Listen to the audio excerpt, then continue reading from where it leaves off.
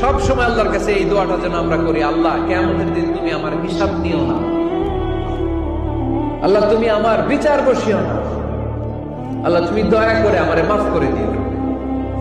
আল্লাহ যার বিচার করবেন ও জাহান্নামে যাবে, আর যার বিচার করবেন না সে জান্নাতে যাবে।